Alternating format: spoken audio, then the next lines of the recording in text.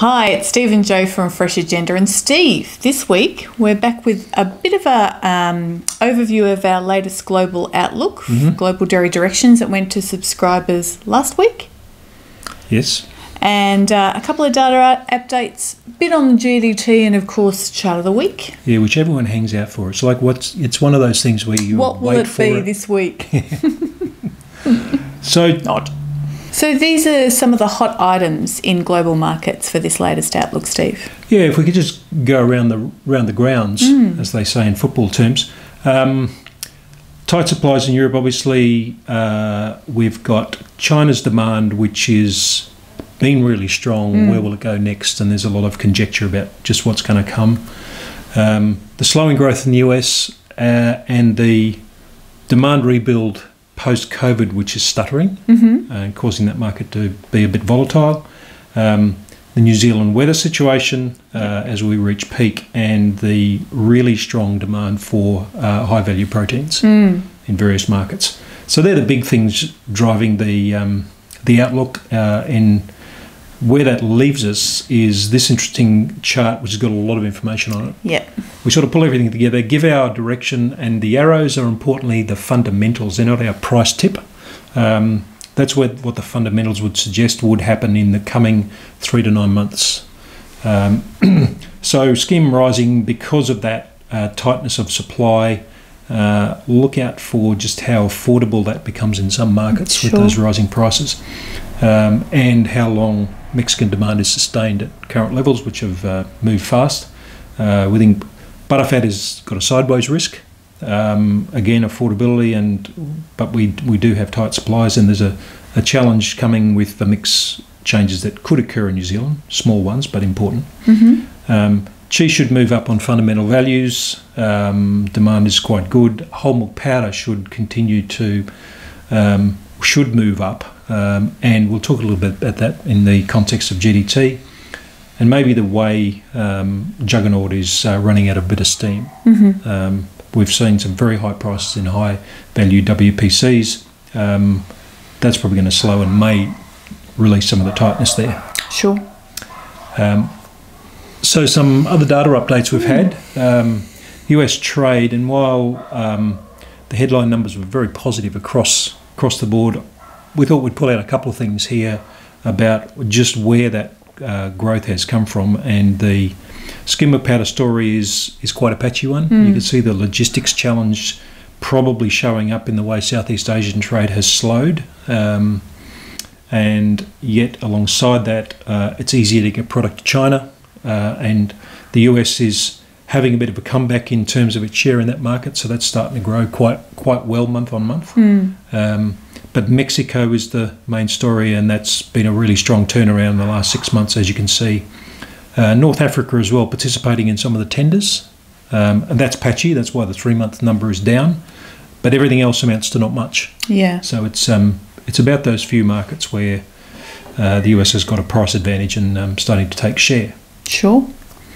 A really interesting product report, which shows the contraction in the last 3 months in milk powder output, which is quite important. Obviously, that's leading to that tightness.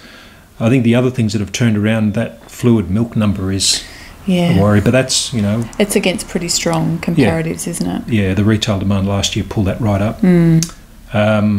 Cheese is rising, but look at mozzarella. It's not really raging. No, and that's again that food service piece that's still stuttering along. Yep. So that's an interesting picture, and the whey complex at the bottom is also interesting. With the availability is slowed, and that's staying quite tight. Stocks came out in the US as well. Yeah, lots of US news. Yeah. We'll move off it soon. And again, non-fat dry milk stocks falling. They look a little higher than they were a year ago, but similar, I guess. But that's tightness is certainly happening quickly, and dry whey kicking along there at a reasonably tight level historically. So there are some of the important bits of news. And turning to the GDT, Steve, it was a pretty dull affair. The price index was basically flat. Yeah. And this would have to be one of the weirdest price change charts we've had. It's all over the shop. It's all over the shop. Look, I thought we could limit this to just 5 slides. That was a challenge. I think it's a challenge you've often set me. But so yeah, look, fats were positive. Skim milk powder was up slightly, whole milk down slightly. Everything moving within 1%. Not a lot happened, but I found some interesting things to talk about. Still at elevated levels, though, isn't it? Yeah, we are. We're still up there, and that's causing a bit of caution on the buy side, perhaps. Certainly. So the big talking point out of GDT in recent times has been the reduction in China's participation in powder trades, and that occurred again. Obviously, the big difference is quite a bit of volume's been moved off the platform for direct contracts, and we're assuming that's mostly into China. The trade data will eventually tell us. Yes, we'll get the answer eventually. But this is the 9 events of the season to date, and you can see we're not imagining it. It is down on previous years, but not a cause for alarm, because the buying's still happening, we think. Yeah, it's we'll see it in the imports. This was pretty interesting, though, with the tightness in European skim milk powder availability. This just shows the buyers in that region obviously picking up this product because of its proximity. But while the New Zealand product lost a little bit of value, I think just $10, the ALA and US products did pick up. So that's narrowed the premium to just a bit above $50 a tonne. So that's been an interesting thing. It just confirms how tight things are up there. Someone's found their way to GDT and bought what's available. Absolutely. The wind-up to the lead-in to this, rather, was very positive, and so the futures market was quite bullish. Yeah, it set some high expectations, really, didn't it? And again, based on some fairly good fundamentals. That's right. So, moving up nearly $200 from the last event, but the actual result disappointed. So that's probably expectations that we'd see this event flush out those buyers who need to come to GDT. Wasn't the case. No, that's right. All depends on who turns up. Always. And lastly, this little interesting picture is just comparing. We always calculate a shadow value or a recombination value of whole milk powder based on European skim milk powder, which is always a lot less, and AMF, and you can see that gap has widened. Chart at the bottom shows the size of the discount, highest for some time. Highest, you go back to Q1 2020 before we've had such a big gap. So it's really bargain buying for whole milk powder on GDT at the moment. It's the cheapest in the world. So that has interestingly brought in again the Middle Eastern buyers who I've just drawn the lines there to show where that's occurred in the past. So whenever that discount gets significant enough, they come in and buy up a bit of whole milk powder right on the ball. They are value buyers. They tend to be more price sensitive, and just shows exactly how that occurs. So very strategic behaviour. All right, that's all I had. Chart of the week. What have you got? Oh, I thought we'd go across to Europe since we spent so much time in the US. But this is a chart that just shows the commodity milk value, which is something that we calculate and track over time. And we're just seeing it start to really move up with particularly with those stronger butter prices and now skim coming to the party. It's taken a while, hasn't it, Steve? But I suppose the question is